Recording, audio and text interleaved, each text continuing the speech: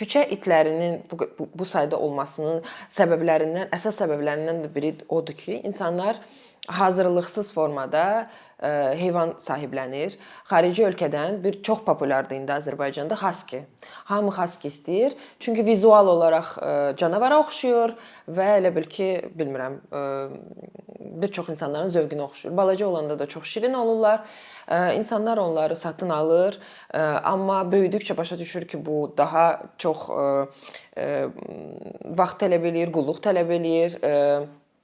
Sən onu gəzdirməlisən, o heyvanın enerjisi çox olur və artıq sahiblənən mənzil və evdə yəni ona sıxıcı gələ bilər.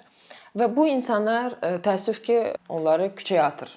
Ona görə də bir çox indi küçə itlərinin yeni forması Husky-dən əmələ gəlib. Yəni ümumiyyətlə fərqi yoxdur. Biz bunu satın alırıq, yoxud sahiblənirik. İnsan buna hazır olmalıdır və bu bir hədiyyə kimi, bir əşya kimi qəbul olunmamalıdır. Mən uşağımın ad günüdür, gedim ona bir heyvan alım kimi yox. Bu mərhələləri sığınacaqlara gedib, YouTube-dan hansısa fərqli videolara baxıb insan hazırlıq olmalıdır. Başa düşməlidir ki, bu məsuliyyətdir.